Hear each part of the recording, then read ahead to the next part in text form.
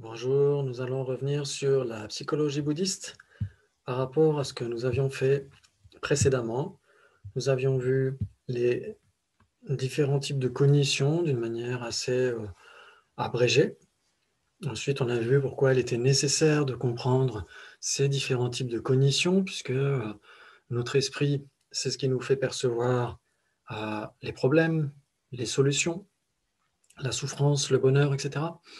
Et donc, il est important, du point de vue bouddhiste, d'être en accord avec la réalité. Donc, on va essayer d'entrer aujourd'hui dans la perception directe, après avoir vu précédemment ce que voulait dire objet apparent et objet d'engagement, avec une distinction fondamentale entre perception directe et cognition conceptuelle. On va y revenir aujourd'hui, parce que justement, ça fait partie de ce qu'on appelle euh, les caractéristiques d'une perception directe, c'est justement le fait de ne pas être une cognition conceptuelle. Donc ici, on s'appuie essentiellement sur différents passages de Recognizing Reality. Donc par exemple, les pages 348, 220, etc. Vous trouverez d'excellents développements dans ce livre. Et puis dans d'autres ouvrages tels que le Loriktache, l'explication décisive ou l'analyse décisive des consciences et des cognitions de Kunkien Jamian Shepa, on retrouve différentes citations utiles de Acharya Dignaga, donc, qui était l'un des premiers maîtres bouddhistes à avoir synthétisé ce que enseignait le Bouddha par rapport à la logique, la psychologie, l'épistémologie, comment est-ce qu'on est plus ou moins en accord avec la réalité. Donc on ne va pas entrer dans les détails, simplement essayer de trouver des sources dans ces traités fondamentaux composés par Dignaga et son commentateur le plus célèbre, Acharya Dharmakirti. Donc ici, on va voir qu'il y a une première présentation de ce que veut dire la perception directe. Acharya Dignaga dit la perception directe est libre de la conceptualisation, consistant à joindre le nom, la catégorie, etc., à l'objet. Donc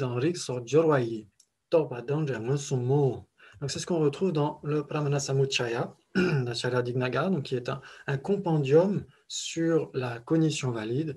Et donc ça, c'est très important, surtout le second verset ici, qui est au début en français. Donc la perception directe est libre de conceptualisation. Donc ça veut dire que ici, il faut savoir ce que veut dire d'abord conceptualisation. On va essayer de voir que d'après Acharya Dharmakirti, la cognition conceptuelle est cette conscience qui appréhende l'objet indiqué par les mots en relation à la chose elle-même. Donc on va voir ce que ça veut dire. Il dit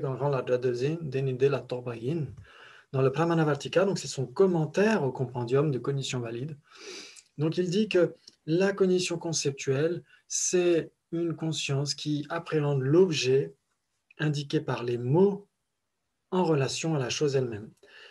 Donc ça veut dire qu'on a nécessairement ici la mention du sens et du terme. Donc on a l'objet, le référent et les mots, le véhicule de ces référents. Donc on a le signifié et le signifiant. Si on parlait en langage de la linguistique d'un certain point de vue, on dirait l'objet et les mots, c'est le référent et leurs termes. Le référent, les référents et leurs termes. Donc ici, c'est ça qui est très important, c'est que quand on a une conscience conceptuelle, on appréhende du sens et du son, en fait. C'est ce que dit ici Kelukje, qui est l'un des disciples principaux de Tsongkhapa. Il dit, donc en tibétain, littéralement, c'est ça, en fait, c'est le sens et les sons, en fait. Les sens et les sons, donc c'est ça qui va nous importer principalement ici pour la conscience conceptuelle. C'est ça ici, c'est une conscience qui appréhende le sens et le son.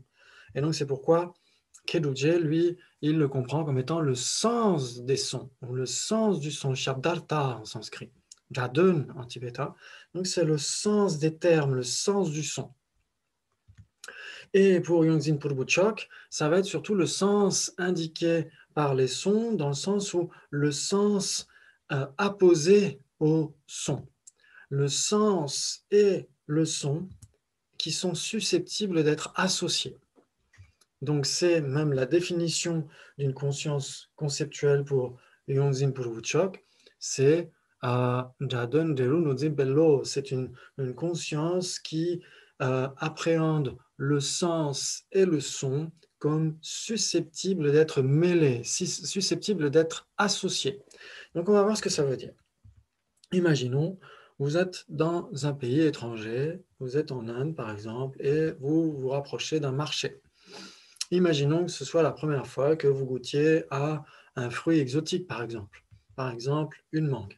Donc, vous l'avez tenu en main, vous avez enlevé la peau, vous l'avez goûté, etc. Donc, vous avez à l'esprit une conscience conceptuelle qui appréhende correctement le sens de ce qu'est ce fruit, cette chose. Mais vous ne savez pas nécessairement comment ça s'appelle.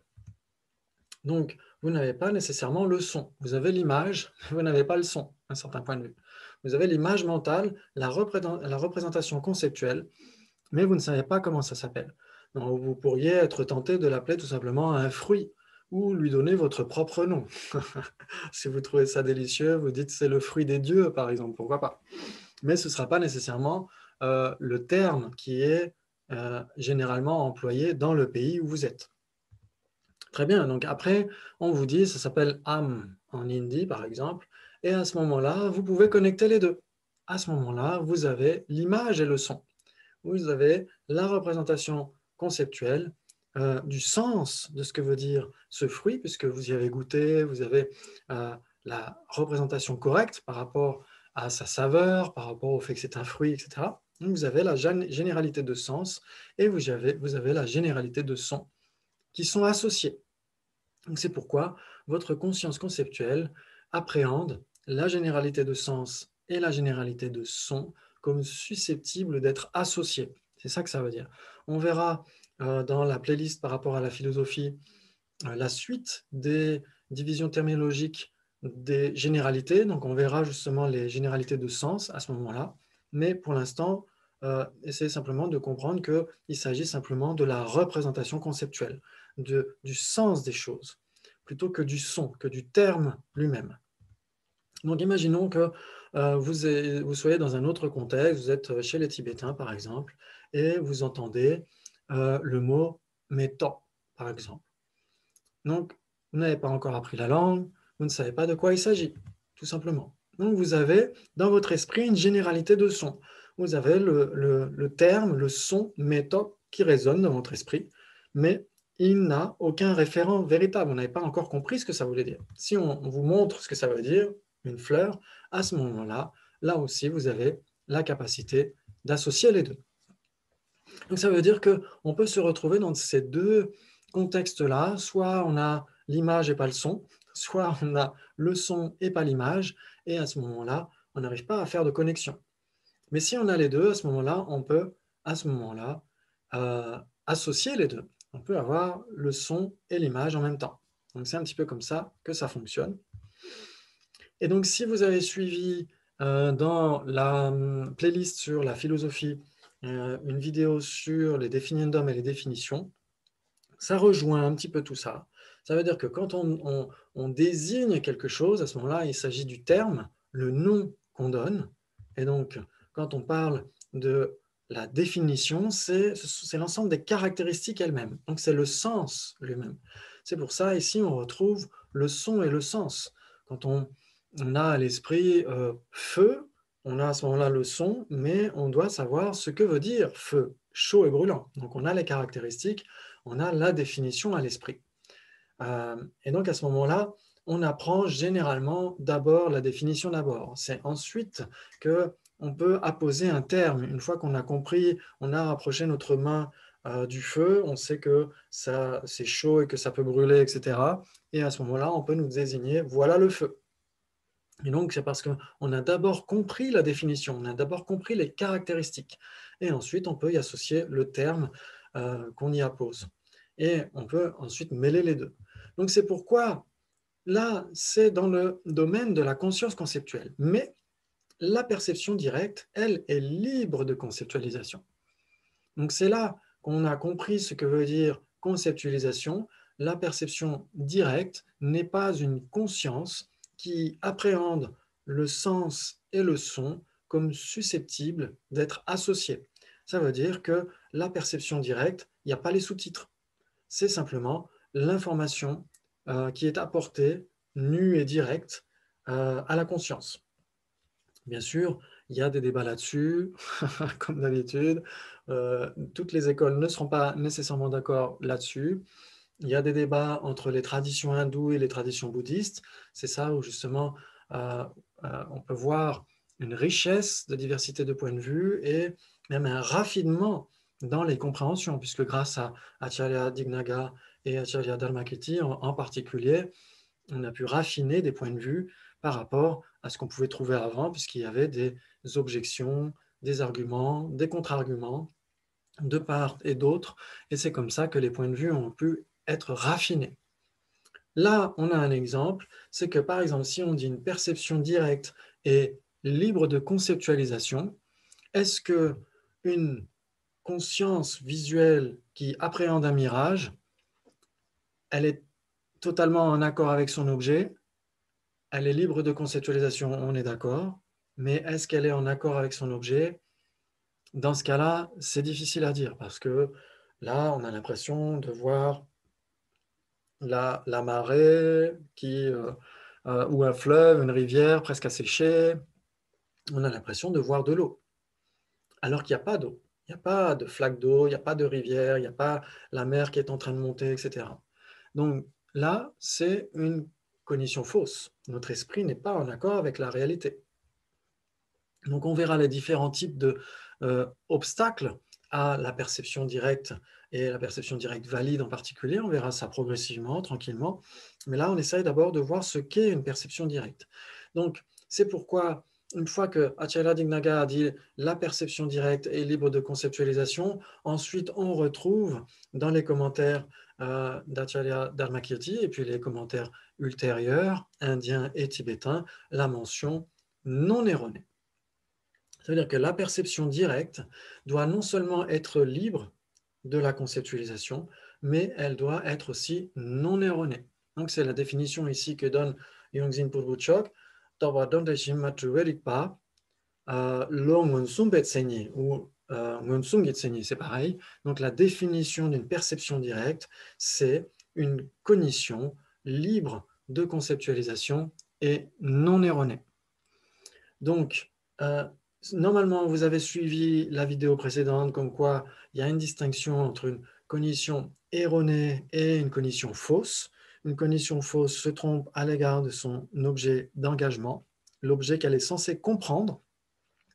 Et une cognition erronée, c'est une conscience qui se trompe à l'égard de son objet apparent, ce qui se manifeste à l'esprit d'un certain point de vue.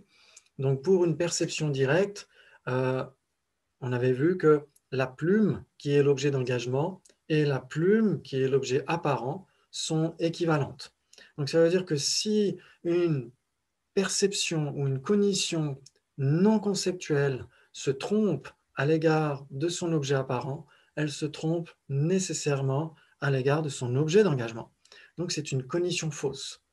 Et donc c'est difficile de l'appeler une perception directe. Donc c'est pourquoi ici, dans les traditions indo-tibétaines qui commentent le Pramana Samuccaya, on voit qu'en effet, une perception directe non seulement est libre de conceptualisation, là nous sommes d'accord, mais en plus elle doit être non erronée. Ça veut dire qu'elle ne doit pas être en désaccord avec son objet apparent. Et dans ce cas-là, si elle l'était, elle serait aussi en désaccord vis-à-vis de son objet d'engagement. Donc ce serait une cognition totalement fausse. Elle serait à côté de la plaque.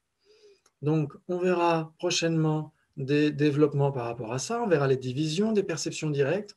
On verra les perceptions directes sensorielles, perceptions directes mentales, les autocognitions, les perceptions yogiques aussi, qui sont très importantes sur la voie pour être en accord avec la réalité ultime et se débarrasser de la souffrance. Et donc, on verra tout ça de manière progressive. Merci beaucoup et à bientôt.